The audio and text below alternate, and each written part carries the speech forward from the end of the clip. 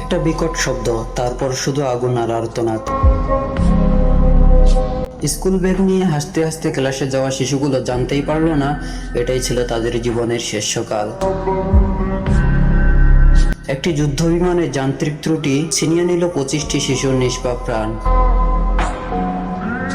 এটা কি শুধুই দুর্ঘটনা, নাকি আমাদের অবহেলার আরেকটা নির্মম পরিহাস? আজ পুরো জাতি শোকাহত। শিক্ষার ঘর রূপ নিল মৃত্যুপুরীতে। জ্বলন্ত আগুনে পুড়ে ছাই হয়ে গেল 25টি শিশুর স্বপ্ন। একজন মা অপেক্ষা করেছিল তার সন্তানের জন্য। তিনি জানতেন না সে আজ আর ফিরবে না। একজন বাবা শেষবারের মতো ছেলেকে স্কুলে দিয়ে এসেছিলেন। তিনি ভাবতেও পারেননি সেদিনই শেষ দেখা।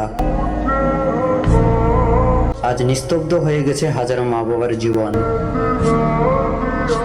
এই কষ্টের কোনো ভাষা নেই, নেই কোনো ক্ষতির তুলনা। শিশুগুলো কোনো সংখ্যা ছিল না, তারা ছিল কারোর পৃথিবী। আজ সেই পৃথিবীটা আগুনে পুড়ে ছাই হয়ে গেছে।